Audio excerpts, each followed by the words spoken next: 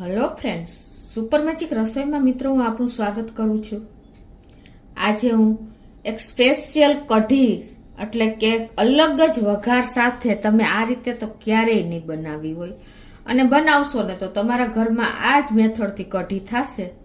તો ચોક્કસ તમને આ વિડીયો ગમશે, ગમે તો લાઈક કરજો, શેર કરજો અને સબસ્ક્રાઈબ કરવાનું તો ભૂલતા જ નહીં। અને મિત્રો બાજુમાં રહેલું બેલ આઇકનને પણ પ્રેસ કરજો જેથી કરીને લેટેસ્ટ વિડીયોની માહિતી તમને મળતી રહે। તો હવે ઇન્ગ્રેડિયન્ટ તો મોસ્ટ ઓફ તમને ખ્યાલ જ હોય છે કે આપણે અત્યારે જો ક્વોન્ટિટી તમને બતાવી દો કે 1 કપ આપણે દહીં લીધું છે, એની સામે આપણે 2 કપ જેટલું પાણી લેશું। ખાટું દહીં છે, આપણે ગુજરાતી કઢી હંમેશા ખાટી, મીઠી અને તીખી હોય છે। અને એની સામે 3 ટેબલ સ્પૂન એટલે કે 3 ચમચી જેવો આપણે બેસન એટલે કે ચણાનો લોટ કે બેસન કાંઈ પણ તમે લઈ શકો છો। લીમડો છે, મરચું છે, આદુ છે, રૂટીન મસાલા છે, જીરું, હળદર, હિંગ, રાઈ, મેથી અને ખડા મસાલામાં આપણે તજ, લવિંગ, એલચી અને તમાલપત્ર અને લાલ સૂકા મરચાં લેશું, મીઠું લેશું અને ઘી લેશું। તો બનાવવાનું ચાલુ કરીએ। અને આ કઢી મિત્રો એકદમ સિક્રેટ મસાલા સાથે બને છે, તમે એન્ડ સુધી જોડાયેલા રહેજો। તો પહેલા તો આપણે જે આ દહીં લીધું છે ને એ દહીંને આપણે એક બોલમાં મિક્સિંગ બાઉલમાં લઈ લેશું। એકદમ ખાટું દહીં છે અને એમાં જ આપણે 1 કપ દહીં સામે 1 કપ પાણી નાખીને અને એકદમ સરસ આપણે આને મિક્સ કરી લેશું।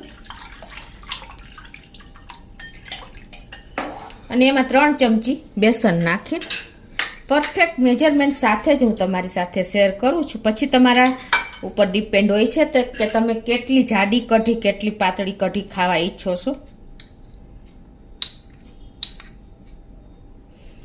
અને હવે આને આપણે વિસ્કરથી વિસ્ક કરી લેશું।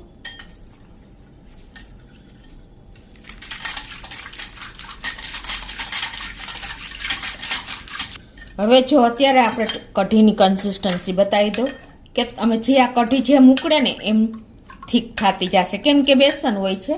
તો હજી 1 કપ આપણે આમાં પાણી નાખી દેશું। પછી તમારી દહીં ઉપર પણ ડિપેન્ડ હોય છે કે તમારું દહીં એકદમ પાતળું હોય તો પાણી ઓછું જોઈએ। ટૂંકમાં તમારા ઉપર જ ડિપેન્ડ છે કે તમારે કેવી કન્સિસ્ટન્સી જોઈશે। તો હવે આપણું આ બેટર પણ કઢીનું તૈયાર થઈ ગયું છે। હવે આપણે મસાલો કરી લેશું। હવે આપણે સ્પેશિયલ કઢીનો મસાલો કરી લેશું। તો એમાં 1 ઇંચ આદુનો ટુકડો, લીલું મરચું તીખું, 6 થી 7 પત્તા લીમડાના અને 6 થી 7 કળી આપણે લસણ નાખી દેશું। અને આને આપણે આ રીતે દસ્તેથી જ તૈયાર કરશું। જે આપણે આ રીતે તૈયાર કરી છે ને એ મસાલાનો ટેસ્ટ કઢીમાં બહુ સરસ લાગે છે। તો આ રીતે જો આપણે મસાલાને પણ અધકચરો ટોચી લીધો છે। તો હવે આપણે ગેસ ઓન કરી અને એક પેનમાં આપણે 1 ચમચી ઘી મૂકી દેશું। તમે તેલમાં પણ વઘાર કરી શકો છો, પણ હંમેશા કઢીનો વઘાર ઘીમાં બેસ્ટ લાગે છે।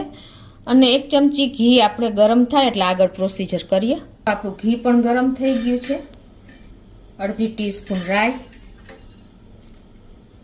અડધી ટીસ્પૂન આખું જીરું, અડધી ટીસ્પૂન મેથી। મેથી વગરની કઢી અધૂરી છે મિત્રો, ખાસ તમે એડ કરજો। 1/4 ટીસ્પૂન હિંગ, હિંગનો ટેસ્ટ પણ કઢીમાં બહુ સરસ લાગે છે। અને ખડા મસાલામાં 1 તમાલપત્ર, 1 સૂકું લાલ મરચું, તજનો ટુકડો 1, 3 લવિંગ અને 1 એલચી। આ ખડા મસાલા બધા જ આપણે આમાં નાખી દેશું અને આને આપણે થોડુંક રોસ્ટ થવા દેશું। ગેસની ફ્લેમ આપણે મીડિયમ રાખી છે। અને જે આપણે આ મસાલો ટોઈચો છે ને એ આપણે નાખી દેશું 1 થી 1.5 ચમચી જેવું। અને એને આપણે આ રીતે તેલમાં જ ઘીમાં જ મિક્સ કરી લેશું। આ રીતે જો આપણે બધા જ ખડા મસાલા, સૂકા મસાલા બધું જ રોસ્ટ થઈ ગયું છે। તો એમાં આપણે હવે અડધો કપ જેવું પાણી નાખી દેશું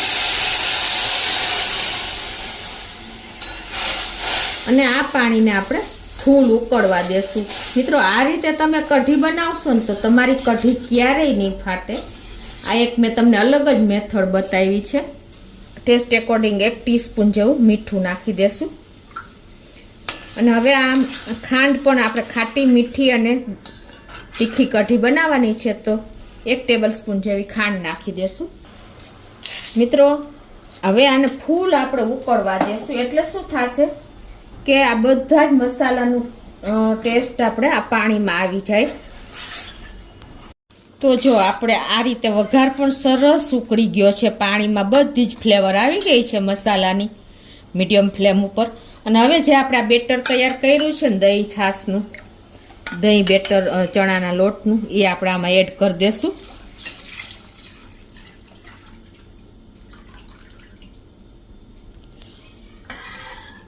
અને હવે આપણે આમાં એકદમ સરસ બધા જ મસાલા ઉકળી જાય ને ત્યાં સુધી આપણે આને 7 ઉફાણા લેવાના છે.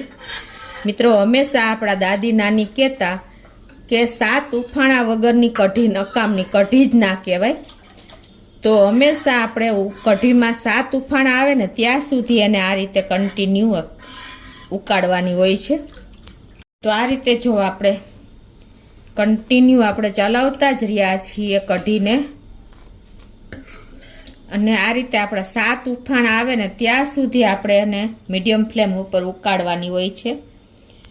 અને હવે આપણે સિક્રેટ મસાલા તરીકે હું તમને જણાવું છું કે આપણે 1 ચમચીથી 2 ચમચી જેવો માંડવીના દાણાનો એટલે કે સિંગનો ભૂકો નાખી દેવાનો છે. આ તમે એક વખત ટ્રાય કરજો અને તમે મને કોમેન્ટ બોક્સમાં જણાવજો કે તમને આ કઢીનો ટેસ્ટ કેવો લાગ્યો. એક યુનિક જ કઢી તમારી તૈયાર થશે. એક સિક્રેટ મસાલો તમે આ નાખશો ને તો તમારી કઢીમાં 4 ચાંદ લાગી જાય ને એટલી ટેસ્ટી આ કઢી તૈયાર થાય છે. તો જો આપણા 7 ઉફાણા પણ આવી ગયા છે અને આપણી કઢી પણ તૈયાર થઈ ગઈ છે. તમારે ભાત સાથે ખાવી હોય તો આટલી પાતળી કઢી તૈયાર કરવાની છે, અને જો રોટલા સાથે ખાવી હોય તો તમારે થોડીક થીક કઢી એટલે કે થોડીક જાડી હજી કરવાની છે. જો કે જાડી મીડિયમ જ કન્સિસ્ટન્સી છે.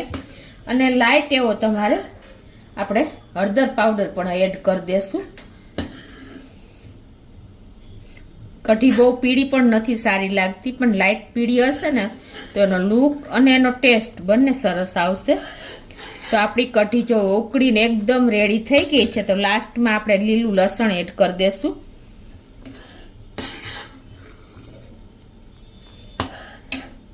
અને થોડી એવી આપણે ધાણા ભાજી પણ નાખી દેશું. તો આપણી કઢી મિત્રો એકદમ અલગ જ વઘાર સાથે, 7 ઉફાણા સાથે, સિક્રેટ મસાલા સાથે, એક યુનિક જ રીત સાથે મેં તમારી સાથે આજે શેર કરી છે. તમે આ રીતે તો ક્યારેય નહીં બનાવી હોય તો ચોક્કસ તમે એક વખત આ રીતે ટ્રાય કરજો. તો મિત્રો આપણી 7 ઉફાણાવાળી કઢી જોતા જ પીવાની ઈચ્છા થઈ જાય ને, ગરમા ગરમ કઢી એવી સરસ સ્મેલ આવે છે અત્યારે. તો ચોક્કસ મિત્રો તમે એક વખત આ રીતે ટ્રાય કરજો. હવે હું ગેસ બંધ કરી દઉં છું અને આપણે એને સર્વ કરી લઈએ.